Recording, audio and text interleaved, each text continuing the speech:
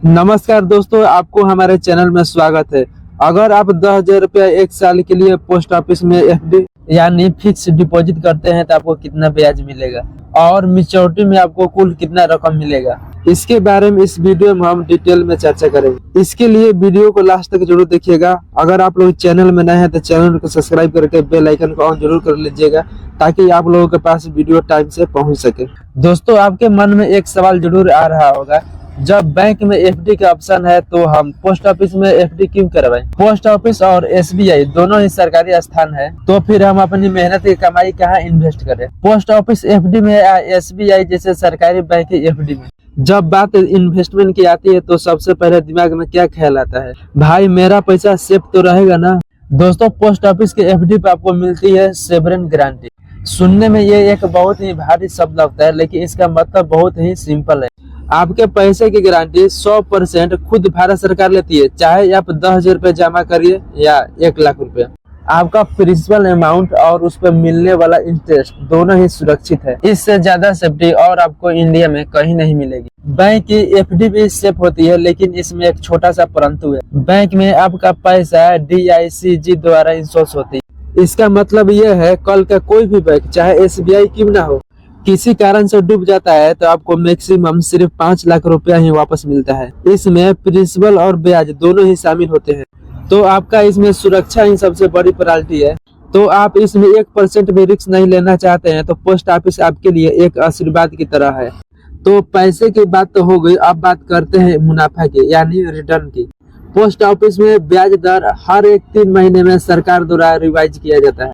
अक्सर ये देखा गया है, कई बार पोस्ट ऑफिस के रेट सरकारी बैंक या प्राइवेट बैंक के बराबर ही होता है या उससे बेहतर ही होता है, खास करके लॉन्ग टर्म में।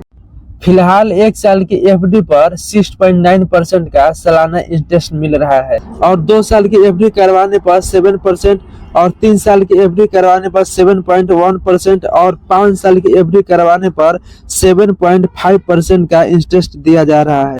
जब फिक्स डिपॉजिट या एफडी की बात आती है तो पोस्ट पेमेंट बैंक या इंडिया स्टेट बैंक दोनों ही बड़े सरकारी बैंकों पर भरोसेमंद होती है, लेकिन ब्याज दर और इंटरेस्ट रेट दोनों के मामले में कुछ अलग फर्क है, जो कि आपके रिटर्न पर सीधा असर डालता है। आइए फरवरी 2026 के अनुसार इनकी ब्याज दर में तुलना करके देखते हैं। पहले बात करते हैं आम जनता के लिए। 1 साल की एफडी पर पोस्ट ऑफिस दे रहा है 6.90%, जो कि एसबीआई दे रहा है 6.25%, जो कि यहाँ पर 65% का फायदा मिलता है। 2 साल की एफडी पर पोस्ट ऑफिस दे रहा है 7.00%, जो कि एसबीआई दे रहा है 6.45%, जो कि यहाँ पर सीधे पोस्ट ऑफिस 55% का फायदा दे रहा है। 3 साल की एफडी पर पोस्ट ऑफिस दे रहा है 7.1%, जो कि यहाँ पर एसबीआई दे रहा है 6.30%, जो कि यहाँ पर 80% का पोस्ट ऑफिस फायदा दे रहा है।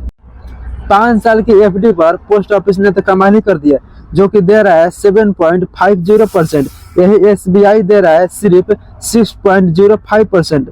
दोस्तों, 1.45% का यहाँ पर बहुत ही बड़ा फर्क है, जो कि 5 साल में आपके रिटर्न को काफी बढ़ा देगा। जो कि जैसे आपने देखा, ब्याज के मामले में आम आदमियों के लिए पोस्ट ऑफिस ही सबसे बढ़िया एफडी है। अब बात कर लेते हैं हमारे सीनियर सिटीजन की।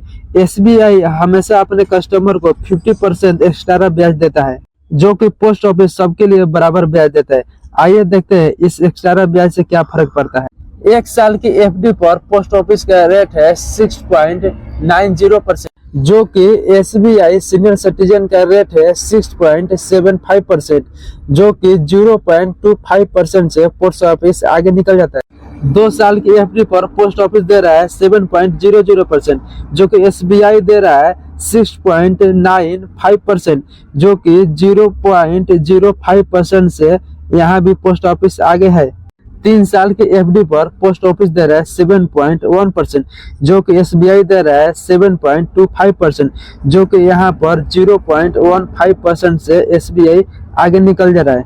5 साल की एफडी पर पोस्ट ऑफिस ने तो कमाल ही कर दिया, जो कि दे रहा है 7.50%, जो कि एसबीआई भी अपने सीनियर सिटीजन को दे रहा है 7.50%, जो कि यहाँ पर दोनों का बराबर ब्याज है। तो सीनियर सिटीजन के लिए 1 या 2 साल के लिए पोस्ट ऑफिस बेहतर है।